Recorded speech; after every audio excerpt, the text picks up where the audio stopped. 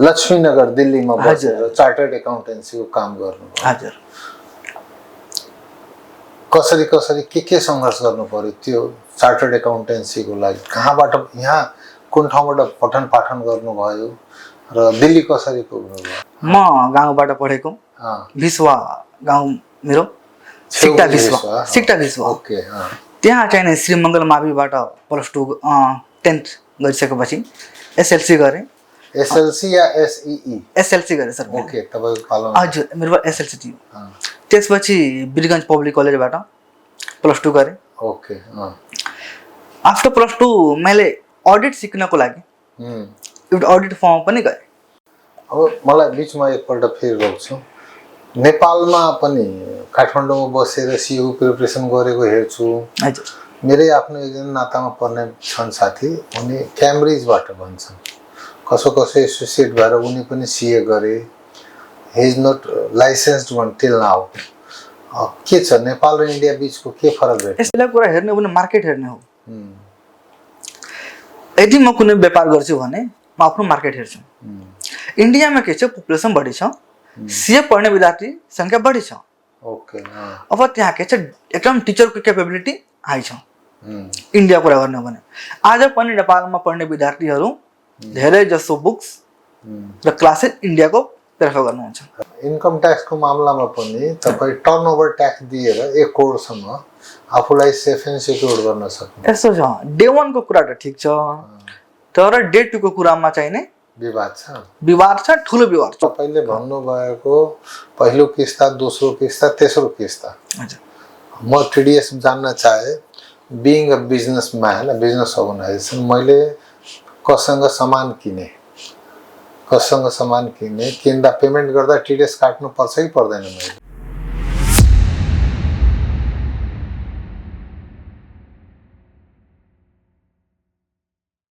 नमस्ते मित्रहरू, आज कन्भर्सेसन विथ गणेशको यो स्टुडियोमा आज एक युवा व्यक्तित्वलाई निम्ति आएको छु। Basically Hee chartered accountant, completed his education from Delhi. आज आफ्नो भाग्य आजमाउन आफ्नै कर्मथलो, जन्मथलो वीरगञ्ज फर्केर आएका छन् र काम सुरु गरेका छन् बिइङ अ चार्टर्ड एकाउन्टेन्ट।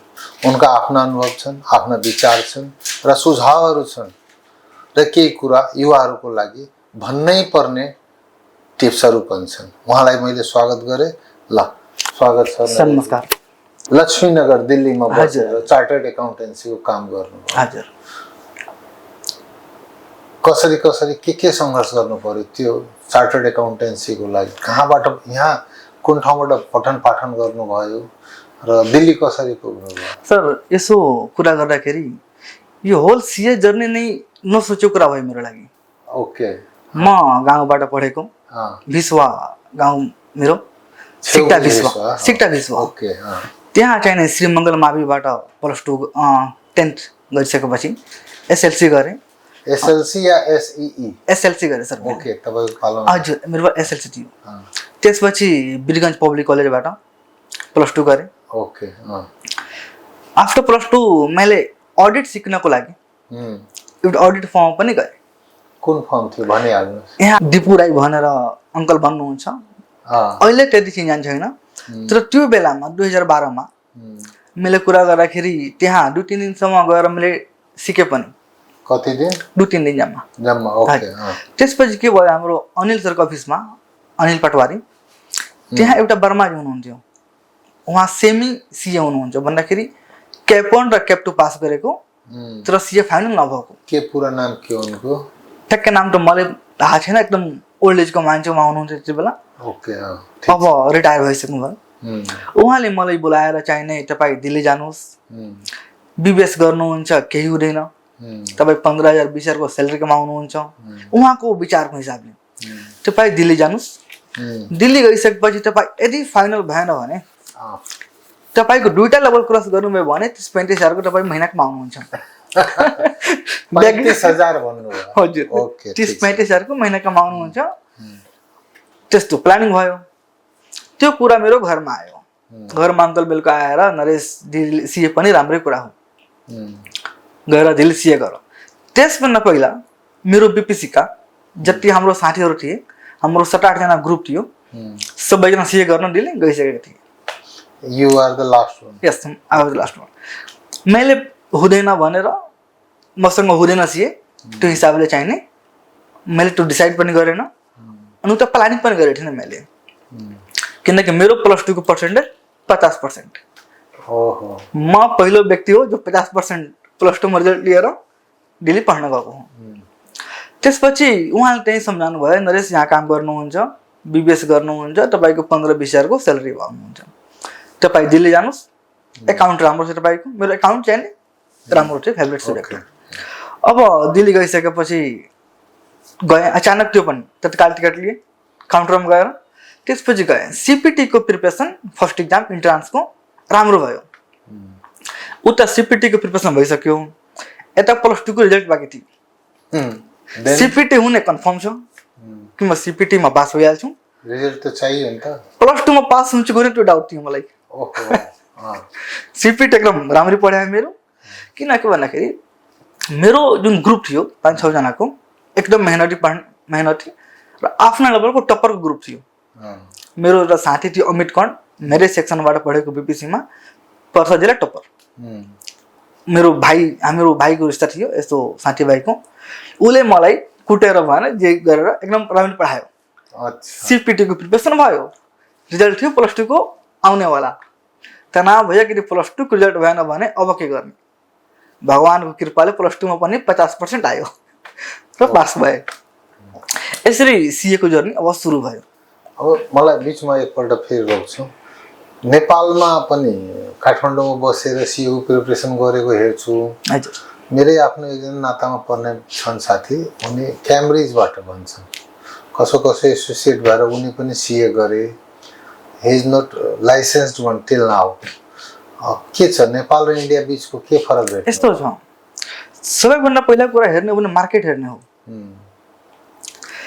यदि म कुनै व्यापार गर्छु भने म आफ्नो मार्केट हेर्छु इन्डियामा के छ पपुलेसन बढी छ सीए पढ्ने विद्यार्थी संख्या बढी छ ओके अब त्यहाँ के छ एकदम टिचरको क्यापेबिलिटी हाई छ इन्डिया कुरा गर्ने हो भने आज पनि नेपालमा पढ्ने विद्यार्थीहरू धेरै जसो बुक्स र क्लासेस इन्डियाको प्रेफर गर्नुहुन्छ रेफरेन्स होइन मेन त्यो नै पढ्नु हो लाइक अडिटको कुरा गर्ने हो भने त्यो पनि इन्डियाको पढ्नुहुन्छ एफआर को कुरा गर्ने हो भने एकाउन्टिङको भनौँ हाम्रो भाषामा त्यो पनि इन्डियाकै प्रेफर गर्नुहुन्छ बिकज इन्डियामा के छ तपाईको विद्यार्थी संख्या लाखौँमा छ फिस लाखौँमा आउँछ त्यो लेभलको टिचर पनि हुनुहुन्छ त्यहाँ अरु के फरक छ यस बाहेक मेन डिफरेन्स जुन छ नि मान्छे भन्छन् नेपालको टफ हो कतिजनाले सुन्नुहुन्छ भने भन्छ नेपालको टफ हो सिलेबस तर मेरो विचारमा नेपालको टफ र त्यो कुरा हैन दुवै बराबर नै हो स्टडी मटेरियल र टिचरको लेभल शिक्षकको लेभल के सजेस्ट गर्नुहुन्छ यस्तो छ म सजेस्ट गर्छु दिल्ली गएर पढ्नलाई दुईटा कारण एउटा टिचरको लेभल स्टडी मटेरियल र international environment because India is growing now इन्डियामा चाहिँ एकदम विदेशी कम्पनी आइसकेका छन् त्यो भएर मेरो प्रेफरेन्स इन्डियामा जानुस् पढेर आउनुस् यहाँ दुईटा पेपरको एक्जाम दिनु छ ट्याक्स र लको एक्जाम दिनुस् नेपालको पनि लाइसेन्स लिनुस् तपाई आफ्नो एडुकेसन कम्प्लिट गरेर फर्क्यो कति वर्ष भयो म चाहिँ नि नोभेम्बर 2018 मा सीए फाइनल कम्प्लिट गरेर 6.5 वर्षमा म यहाँ आइपुगेँ म 2012 जुनमा गएको थिएँ ओके त यो 6.5 भनौँ 7 भनौँ या 6 नै भनौँ यो अवधिमा तपाईले नेपालका धेरै फर्महरुमा यसो बिइङ अ चार्टर्ड एकाउन्टेन्ट या लेखा परीक्षक भनौँ न काम गर्नुभयो सरकारी कामकाजमा पनि ट्याक्स अफिसमा आन्तरिक राजस्व कार्यालय भनौँ धेरैपल्ट धाउनु भयो हैन अब कतैको वार्षिक प्रतिवेदन बुझाउनु भयो होला कतैमा तपाईले स्टाम्प हान्नु भयो होला कतैमा सिग्नेचर गर्नु भयो होला कतैमा तपाई भनौँ न फुल एडिट पर्दा या स्टक एडिट पर्दाखेरि पनि धाउनु भयो होला के छ तपाई यदि हामी गफसफ गरौँ भने यो विषयमा एकजना कोही व्यक्ति युवा व्यक्ति तपाईले भने जस्तै बीपीसी बाट पास आउट भएर आउँछ र भन्छ म यहाँ आफ्नो व्यापार गर्छु या उद्योग चलाउँछु त यो सरकारी औपचारिकताहरू फर्मालिटिजहरू फेज वाइज कसो गर्नुपर्छ भनेर के सुझाव दिनु यस्तो छ व्यवसाय गर्दाखेरि हामीले फर्स्टमा के डिसाइड गर्नु पर्यो, हाम्रो लेभल कुन हो, हाम्रो व्यापारको लेभल कुन हो। यदि कसैले किराना पसल खोल्नु छ भने त्यसको डिफ्रेन्ट निकाय छ, यदि कसैले चाहिने इन्डस्ट्री खोल्नु छ भने उसको लागि डिफ्रेन्ट सिनारियो छ। यदि तपाईँ ठुलो लेभलमा काम गर्न चाहनुहुन्छ भने तपाईँ प्रालीमा जानुहोस्। निकाय कति छ भन्दाखेरि सानोको लागि र आन्तरिकको लागि घरेलु, उत्पादनको लागि उद्योग र इम्पोर्ट एक्सपोर्ट गर्नलाई वाणिज्य, तीनटा हाम्रो रेस्टिङ त्यो निकाय हो दर्ता गराउनु पर्ने। त्यसपछि हाम्रो दर्ता हुन्छ ट्याक्स अफिसमा।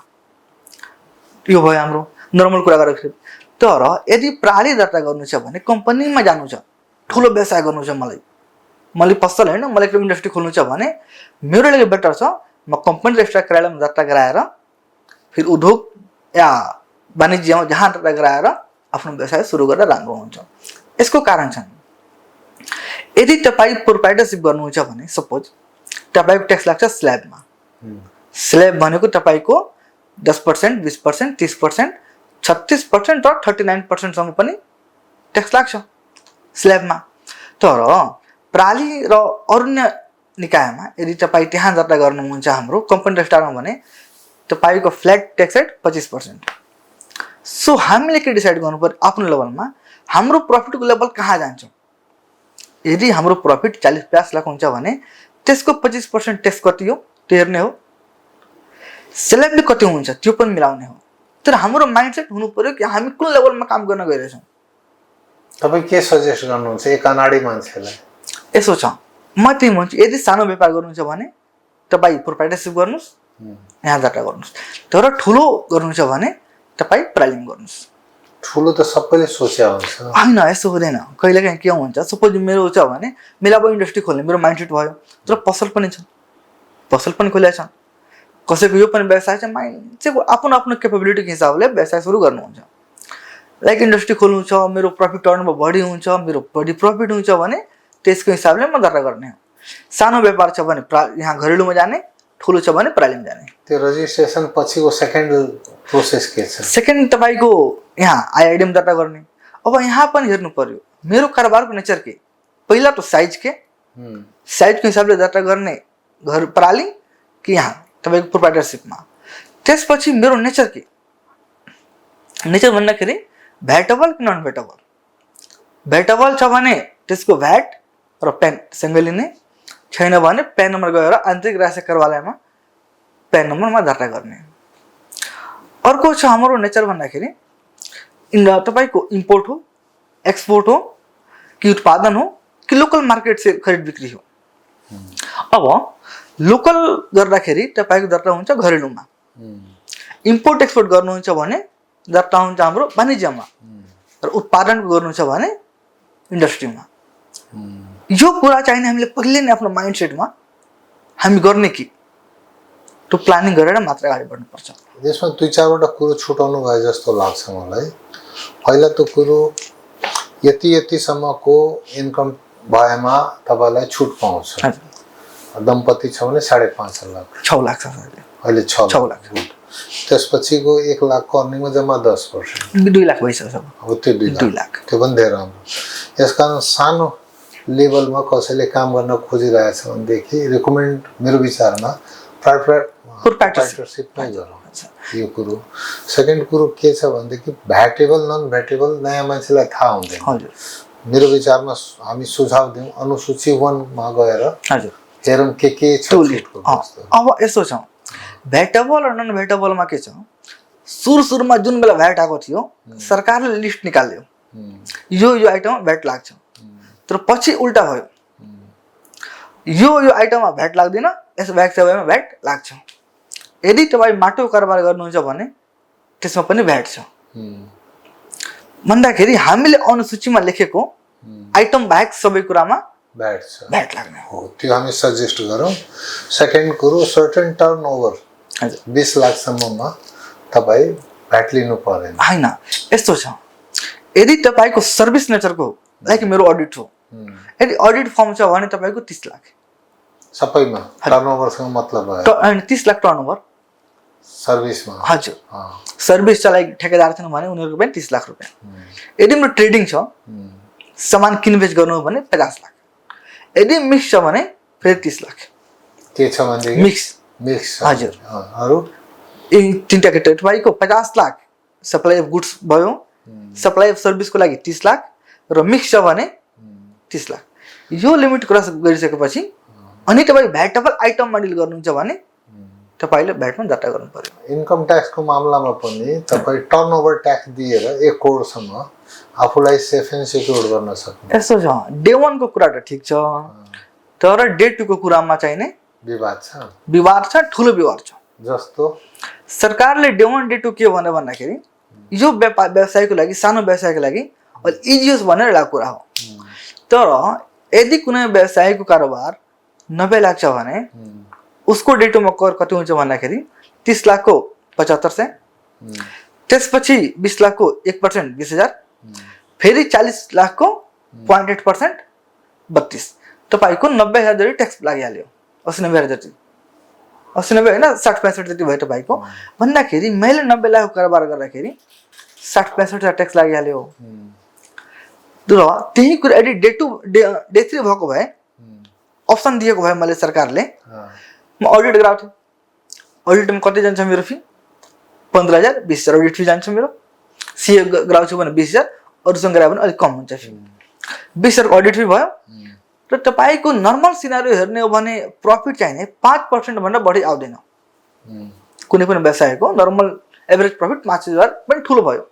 मेरो 90 लाख को कारोबारमा 5% भनेको 4.5 लाख भयो। 4.5 लाखसम्म मेरो छुट छ। ठीक छ। त्यो अब भनौँ न एकदम माइक्रो लेभलमा त उसले कन्सल्टेन्सी लिनै पर्छ, सम्बन्धित व्यापारीले लिनै पर्छ। भ्याटमा के कारणले जानै पर्छ, गयो भने ठुलो पेनल्टीको भागी भइन्छ भनेर तपाईलाई लाग्छ? त्यो युआरलाई के भनिदिनुहुन्छ कि? हैन, यसो छ, यदि तपाईले ढाल्छ कि म भ्याटेबल काम गर्छु भने अनि तपाईको टर्नओभर बढ्छ भने तपाईँ आज नै गएर भ्याटमा दर्ता गरिहाल्नुहोस्। यसको बेनिफिट पनि छ।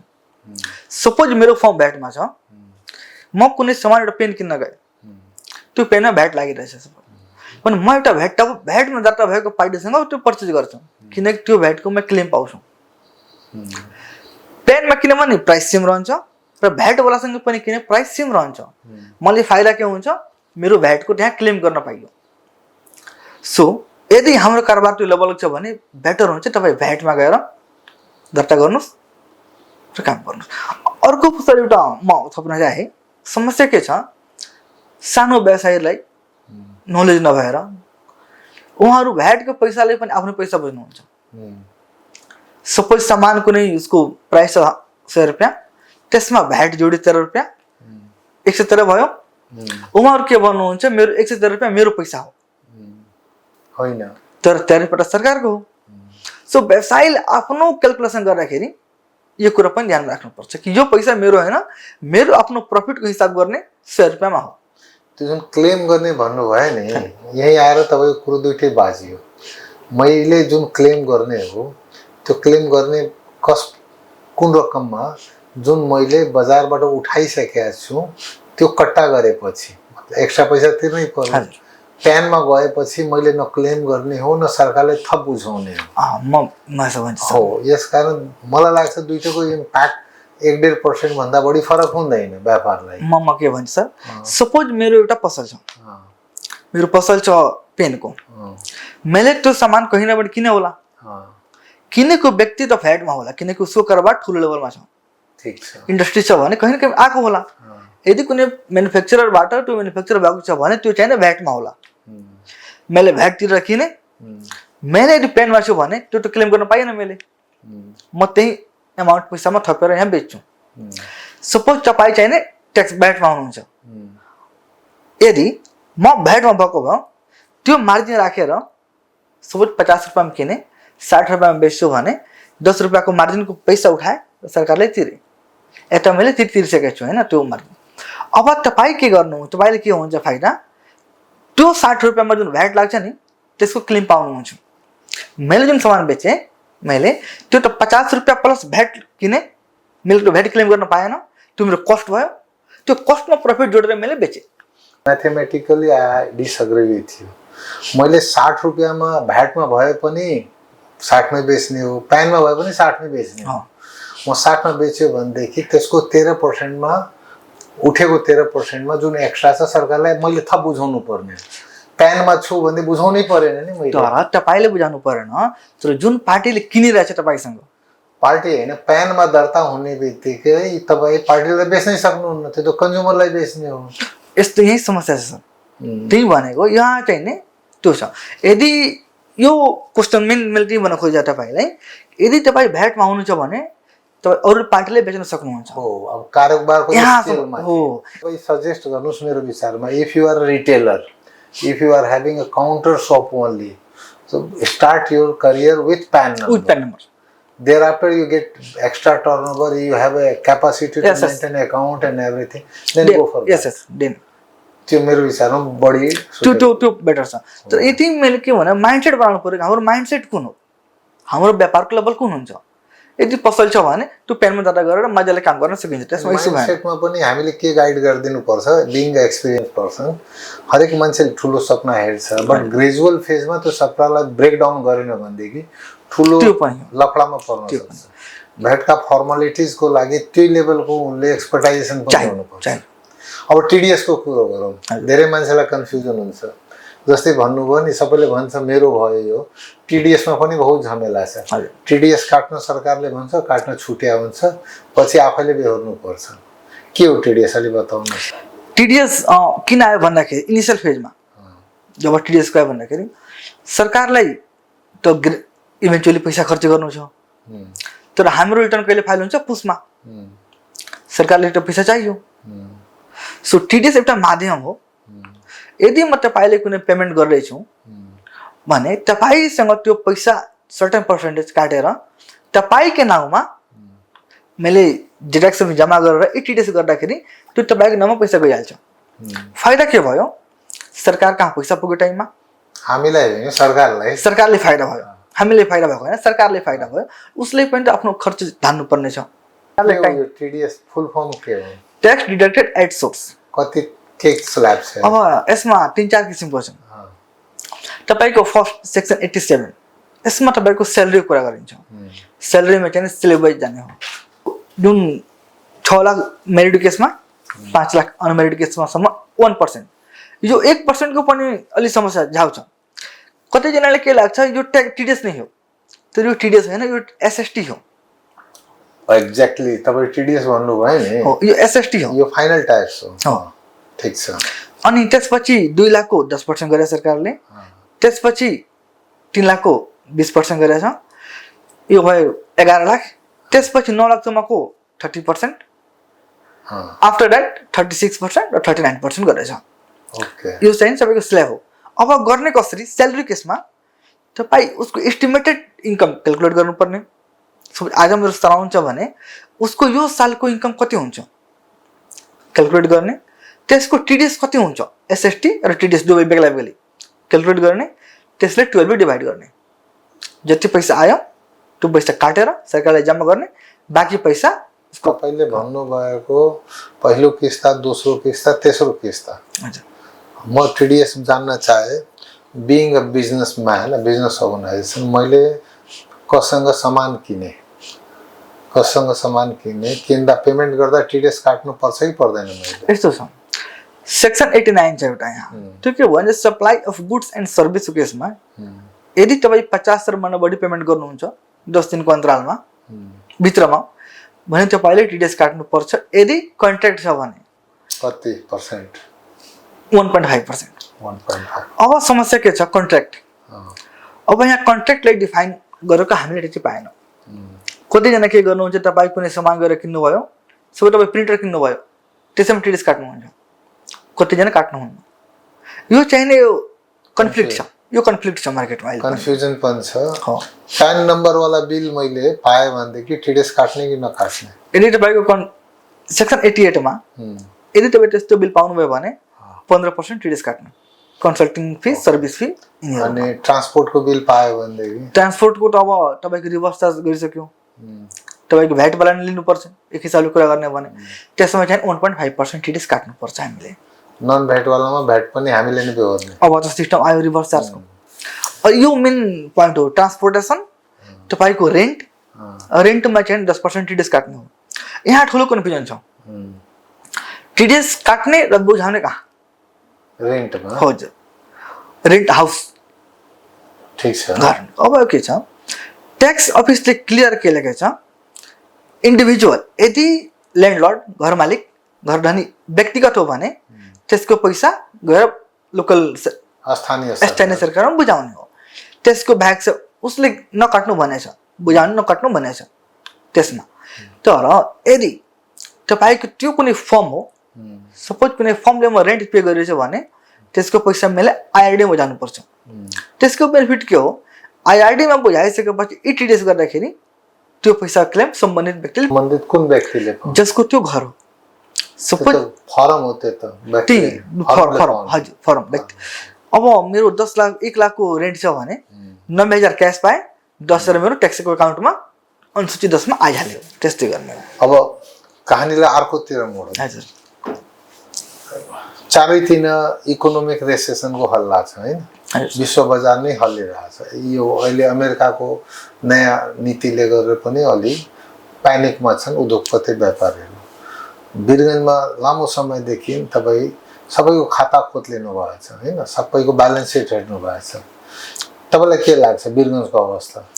वीरगञ्जको अवस्था त्यति राम्रो छैन अहिलेको, भनेको जति हुनुपर्ने हो आजभन्दा 5 वर्ष पहिला थियो त्यस्तो छैन।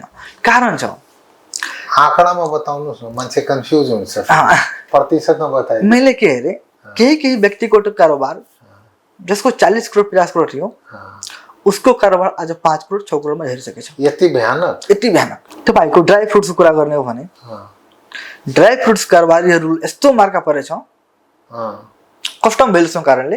अब तपाईँको ड्राई फ्रुट्स किन्नुहुन्छ रोक्नु भने तपाईँको सिधै 75% पाउनुहुन्छ।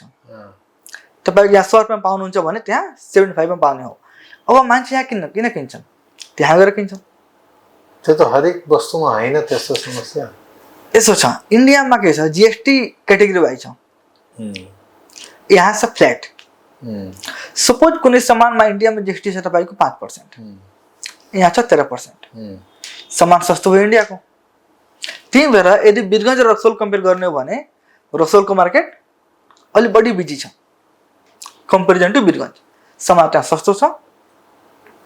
सो मेरो विचारमा गभर्मेन्टले यस्तो नीति ल्याउनु पर्यो जसको कारणले जुन रेगुलर युजको सामान छ, नेपाल र इन्डियाको बिकज ओपन बोर्डर हो, सामान सस्तो पायो भने त्यहाँ मान्छे बिल्कुलै जान्छन्। स्लाइटली डिफरेन्स होस् तर बढी डिफरेन्स नहोस्। बढी डिफरेन्स भएको केसमा मान्छे इन्डियामा गएर किन्छन्। सो यो कारणले पनि तपाईँको वीरगञ्जको आवश्यकता अलि नराम्रो भएको। रक्सौलमा जानुहुन्छ भने त्यहाँको सबै व्यवसाय कस्टमर चाहिने नेपाली नै हुन्छ प्रायः। तपाईँ खुलेर बताउन यदि चाहनुहुन्छ भने मेरो विचार मैले अनुमान गरेको इन्डियाको जीएसटी को हाराहारीमा हाम्रो भ्याटको ट्यारिफ हुनु पर्यो, भन्सार पनि हुनु पर्यो, त्यो हिसाबले क्यारिङ कस्ट पनि मलाई लाग्छ 10-15% को होला। हो त्यो पनि जोडेर मिलाउन त सकिन्छ। त्यही भनेको 10% को हाराहारीमा छ भने इस्यु छैन, त्यसभन्दा बढी छ भने इस्यु छ। तपाईँलाई के लाग्छ राजस्व घट्दैन फेरि सरकारको त्यसरी गर्दा? राजस्व बढ्छ राजस्व। बिइङ अ सीए तपाईँ एकदम जिम्मेवारीका साथ भन्नु। जिम्मेवारी साथ भन्छु किन? अब यस्तो ग्याप छ। तपाईँको ड्राई फ्रुट्सको कुरा गर्ने हो भने सबैलाई थाहा छ मार्केट चाहिँ अब ग्रे भइसक्यो यहाँको। हाम्रो इम्पोर्ट भन्दा ग्रे मार्केट बढी भइसक्यो ड्राई फ्रुट्स केसमा। भने यदि त्यो सामान हाम्रो ओपन च्यानलबाट आएको भए राम्रो हुन्थ्यो। उसको कुरा गर न, मेरो सुपारीको र मरिचको सरकारले ब्यान गरेर छ। इन्डस्ट्रीको लागि मात्र खोलेको छ, अरूलाई ब्यान गरेको छ। तर तपाईँको हरेक घरमा पाउँछ सामान हो। मरिच त हरेक घरमा छ, इलायची हरेक घरमा छ। मरिच भनेको गोलमिर्च भन्नु, गोलमिर्च रातो मरिच त आइरहेको छ, गोलमिर्च भनेको। अब यो काम भइरहेछ, सामान पनि मार्केटमा छ, तर फर्मल च्यानलबाट नभएर यो के भइरहेछ, ग्रे मार्केट। भन्सार बाहेक पनि नेपाल सरकारलाई के सुझाव दिन चाहनुहुन्छ? यस्तो छ, गभर्मेन्टले चाहिँ नि, मैले अस्ति के हेरेँ, हाम्रो नेपालको एउटा टुरिज्म सेक्टर राम्रो सेक्टर हो, यसले विकास गर्नु पर्यो। गभर्मेन्टले के लिमिट तोकेको छ भने इन्भेस्टमेन्टको एउटा एमाउन्ट 100 करोड तोकेको छ मिनिमम। त्यहाँसम्म गर्नुहुन्छ भने तपाईँको यदि तपाईँको इन्भेस्टमेन्ट 100 करोड छ भने तपाईँले यति छुट पाउँछ। तर वीरगन्जको कन्टेक्स्टमा यदि हेर्ने हो भने कतिवटा होटल छन् जसको 100 करोड भन्दा बढीको लगानी छ, थोरै छन्। सो त्यो प्रमोट गर्नलाई अलि लिमिट चाहिने तल ल्याउनु पर्यो। र त्यसमा के लेखेको छ तपाईँको व्यवसाय सुरु गरेको दिनदेखि सपोज 5 वर्ष तपाईँको छुट छ। अब यसो हुन्छ हाम्रो होटल इन्डस्ट्रीमा के हुन्छ भने तपाईँको 2 वर्ष 3 वर्ष लस जान्छ।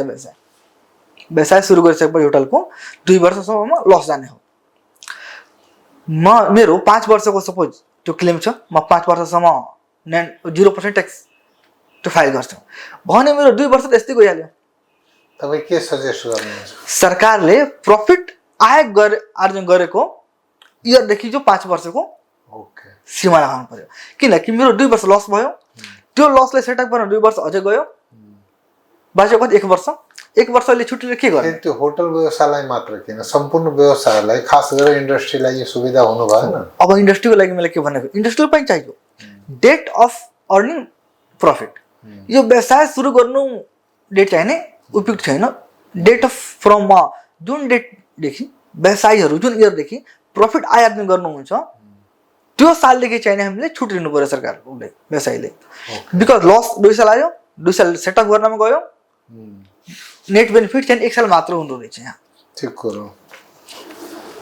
व्यापारको मामलामा अहिले लास्ट 2 वर्षमा तपाईँ अनुभव गर्नुभयो होला पक्कै, ब्याङ्कको ब्याज घाटामा भयो, व्यापारको टर्नओभर त्यतिकै छ, ब्याजको रेट दोब्बर भयो, स्ल्याब झ्याप्प तल आयो प्रफिट। यो गभर्मेन्टको टोटल फेलियर हो, म त्यही भन्छु सरकारको टोटल फेलियर हो। यहाँ के भयो भन्दाखेरि जब लोन प्रभाव भइरहेको थियो, लोन डिस्पर्सन भइरहेको थियो, ब्याङ्करहरूको टोटल फेलियर हो यो।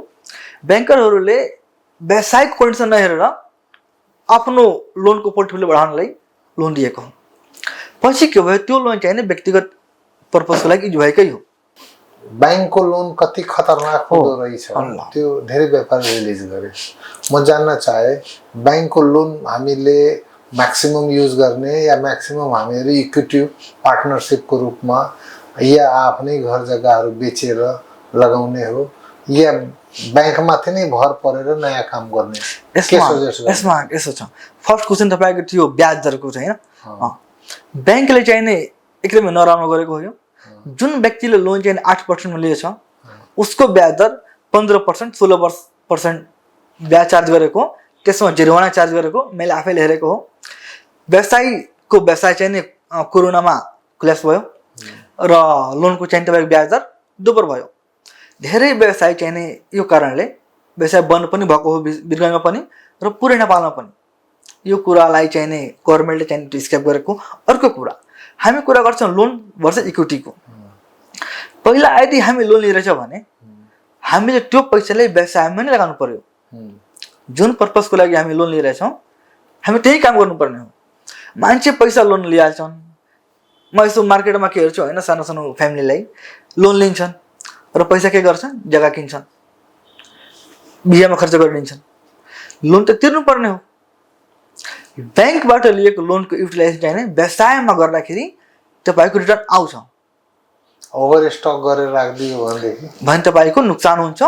ब्याज दिन परिदिन थुप्रै मार्केटमा उधारो फाल्दियो ब्याङ्कको पैसाबाट। अब यसको लागि चाहिँ नै एउटा सेपरेट कुरा छ होइन। म तपाईँ बिङ एक्सपर्टमा चाहन्छु तपाईँ आफ्नो फिडब्याक दिनुहोस्। ब्याङ्कले चाहिँ नि के भनेछ, हामीले यो क्यालकुलेट गर्नु पर्यो हाम्रो प्रफिटको मार्जिन कति छ अनि हाम्रो उधार कति बेचिरहेछौँ, हाम्रो आफ्नो लोनको ब्याज र प्रफिट मार्जिन त्यो पनि गर्नुपर्ने हो। आज वीरगन्जको अवस्था बिग्रिनु कारण एउटा यो पनि हो, हामी यहाँ रेटमा मार्केटिङ गर्दैनौँ, उधारोमा मार्केटिङ गर्छौँ। म 90 दिनको लिन्छु भने अर्को व्यक्तिले 100 दिनको लिन्छ उधारो। अवस्था बिग्रिनु कारण यो पनि हो।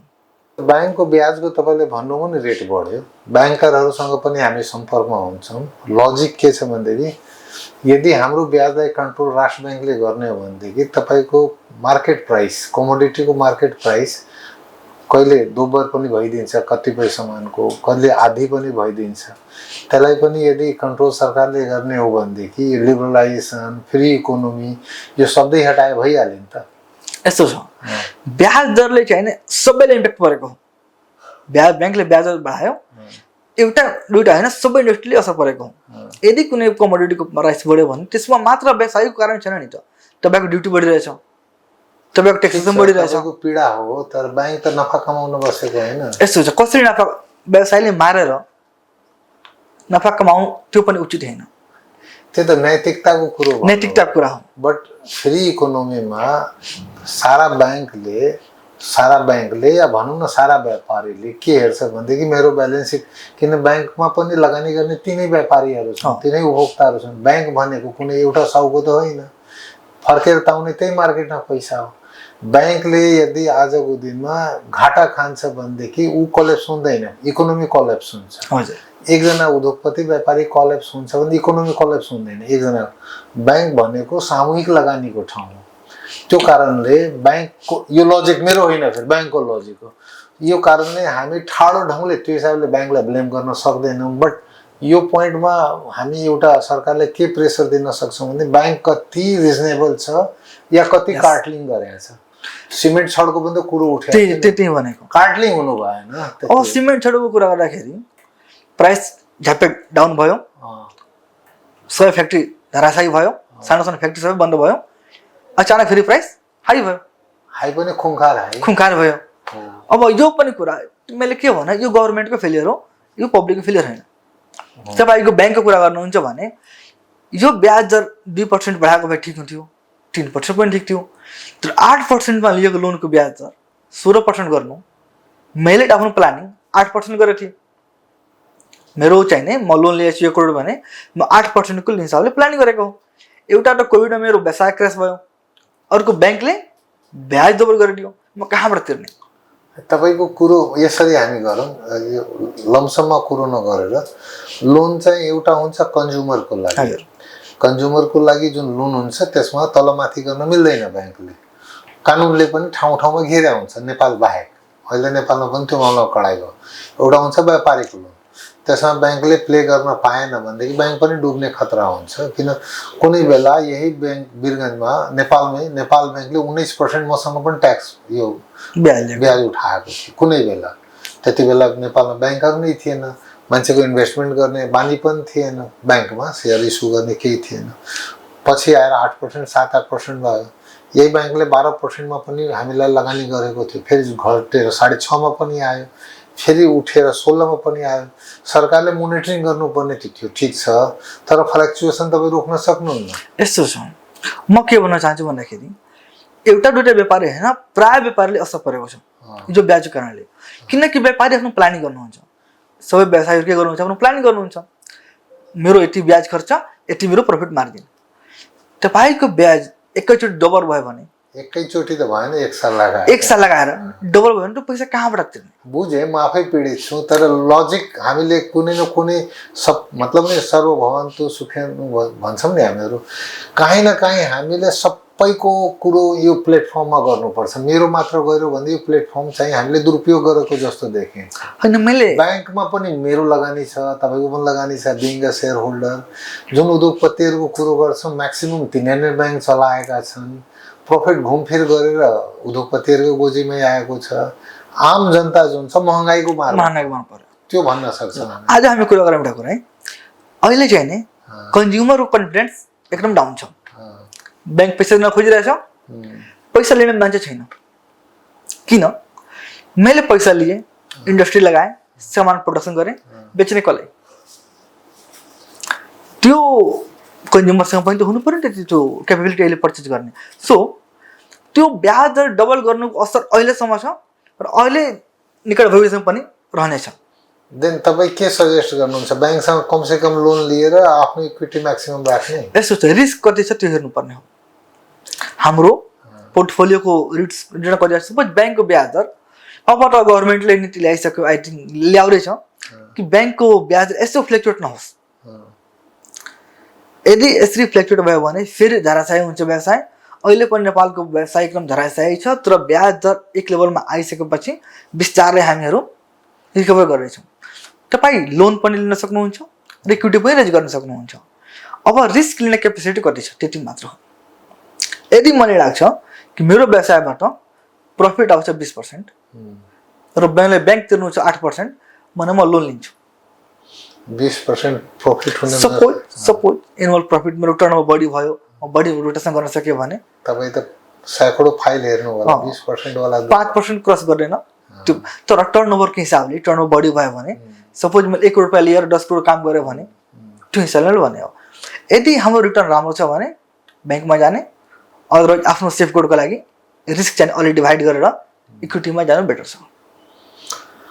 अर्को कुरो अब हामी उधारोको कानुन लिएर आउने कुरो गर्दैछौँ, क्रेडिट पोलिसी। तपाईँ पनि त्यसमा एक्सर्साइज गर्नु? हजुर, म पनि त्यसमा। के छ, तपाईँ कस्तो सजेस्ट गर्न चाहनुहुन्छ गभर्मेन्टलाई? यस्तो हामीले गभर्मेन्टसँग यहाँ वीरगञ्जको सङ्घले गभर्मेन्टसँग पटक पटक कुरा गरिराखेको छ कि हामीले उधारो कानुन चाहियो, हामीले उधार असुली कानुन भनेर त्यो बनाएको छ, एन बनाएको छ।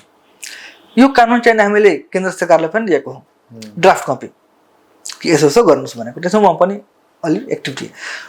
हाम्रो बनाइ के छ भने यदि ब्याङ्कले 90 डेजको डेटालाई राम्रो मान्छ, त्यसभन्दा बढी डेटालाई खराब मान्छ भने यस्तो नियम हुनु पर्यो जहाँ पैसाको रिकभरी 90 डेजमा भइहालोस्। बाहिरको मार्केट हेर्नुहुन्छ भने उधारोमा सामान बेच्नु खराब छैन, तर त्यसको ब्याज पनि चार्ज गरेर गर्ने गरिन्छ। त हाम्रो यहाँ मार्केट के छ, सबै उधारोमा।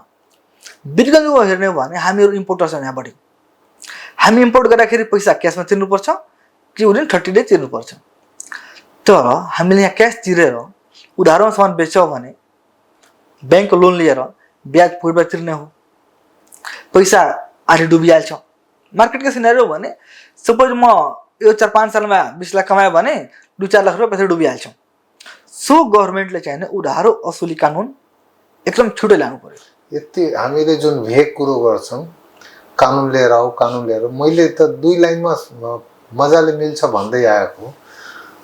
तपाईँ बजारबाट सामान किन्नुभयो, सर्टेन पिरियडसम्म पेमेन्ट गर्नु भएको छैन भने इयर एन्डमा जुन तपाईँ फाइल गर्नुहुन्छ नि आफ्नो एसेसमेन्ट, त्यो पर्चेजको पेमेन्ट यदि सर्टेन पिरियड पछि पनि भएको छैन, त्यो पर्चेजलाई नै गभर्मेन्टले एडब्याक गरिदियोस् न। जस्तो हामीले यही मागेको त्यो उधारो लागि बहुत विशिष्ट कानुन त चाहिएको छैन। हामीले के गरेको, एउटा ड्राफ्ट गरेको, त्यसमा इन्डियामा यसो छ, इन्डियामा यदि तपाईँ 180 डेज छ आई थिङ्क भित्र पेमेन्ट गर्नु भएन भने तपाईँको एडब्याक भइहाल्छ। त्यो यहाँ पनि हामीले त्यही भनेको, यदि त्यो गरेन भने त्यो एडब्याक गर्ने अप्सन दिनु पर्यो गभर्मेन्टले। अप्सन होइन, मेन्डेटरी गर्नु पर्यो भने त्यो मेन्डेटरी गर्नु पर्यो। कमसेकम डरले चाहिने एउटा कुरा के हुँदो रहेछ भन्दाखेरि हामीले सामान लिएर आयौँ, सामान बेच्यौँ, बिचको पार्टीले के गर्छ, सामान लिएर पब्लिकलाई बेच्यो र पैसा उठाएर घर बनाइहाल्यो। यस्तो पनि धेरै केसहरू आएको छन्। एकाउन्टको हिसाबले हामी सोच्ने हो भनेदेखि, बुक किपिङको हिसाबले कुरो गरौँ भनेदेखि तपाईँले अडिट गर्दै जाँदाखेरि कस्तो कस्तो मतलब सिल्ली मिस्टेक भन्छन् नि व्यापारले गर्छन् र त्यसलाई सच्याउनु के ढङ्गले किन्छ भनेर सुझाव दिन चाहनुहुन्छ कि? यस्तो छ, अरू देशको कुरा गर्ने हो भने त्यहाँ रिटर्न गलत फाइल भइसकेपछि रिभिजन गर्ने अप्सन छ। तर हाम्रो नेपालको कुरा गर्ने हुन्छ, यति ट्याक्समा जानुहुन्छ भने उहाँहरू भन्नुहुन्छ हाम्रो हातमा छैन, विभागको हातमा छ। यहाँ चाहिँ अलि लेन्दी प्रोसेस, त्यही भएर आफ्नो बुक सेभ एकाउन्ट एकदम राम्रो कम्प्लिट मेन्टेन गर्नु पर्यो। यसको दुईवटा फाइदा छ, एउटा तपाईँको आफ्नो प्रोफिटेबिलिटी थाहा हुन्छ, तपाईँको पोजिसन के, अर्को ट्याक्सको मारबाट पनि बचिन्छ। यदि हामीले राम्ररी फाइलिङ गरेन भने भोलि ट्याक्सले समात्छ कहीँ न कहीँ। राम्रो भनेर मान्छे बुझ्दैन। राम्रो भनेको सबै खरिद बिक्री तपाईँको सबै एकाउन्टिङ गर्नु पर्यो, त्यो लेभलको गर्नु पर्यो। बुलेट पोइन्टमा बताउनु यो मिस्टेक गरिरहेछ मैले यहाँ भन्दाखेरि सामान मैले कही ठाउँमा के हेरेँ, सामान आज किन्यो उसको इन्ट्री चाहिने बिल हराएछ मान्छेहरूको। यस्तो पनि भइरहेको छ, सामान आज किन्यो बिल हरायो, बिल चाहिँ 1 साल पछि पायो। यस्तो पनि केस भएको हो। अरू त्यसपछि के छ भने मान्छे टिडिएस को कुरा गर्ने हो भने धेरै मान्छेले चाहेको छैन टिडिएस काट्ने कि नकाट्ने। सो टिडिएस पेमेन्ट गर्दाखेरि कमसेकम टिडिएस काटेर गर्नुपर्छ। टिडिएस काटेर बुझाएन भनेदेखि त्यसमा पनि तपाईँको जरिवाना र फाइन छ। टिडिएस काट्ने, टिडिएस काटिसकेपछि तपाईँको अर्को महिनाको 25 गतेभित्र टिडिएस बुझाउने र त्यसको रिटर्न पनि फाइल गर्ने। त्यस्तै अरू मिस्टेकहरू के गर्छ? त्यस्तै गर्छ। सपोज कुनै व्यवसायी यसो कारोबार गर्नुहुन्छ होइन, यहाँ क्यास पेमेन्टको लिमिट छ। तपाईँ चाहिँ क्यास पेमेन्ट गर्न सक्नुहुन्छ 50,000 भन्दा कमको वन टाइम। यदि तपाईँ त्यसभन्दा बढी पेमेन्ट गर्नुभयो भने क्यासमा 2 वन टाइम भनेको बुझेन। एकजनालाई मैले 2 लाख दिए, 50,000 4 पऱ्यो। अब यस्तो छ, यदि मैले दिनमा 4 चोटि मिलाएर 2 लाख गरेँ भने 4 दिनमा त्यो पनि जायज छ।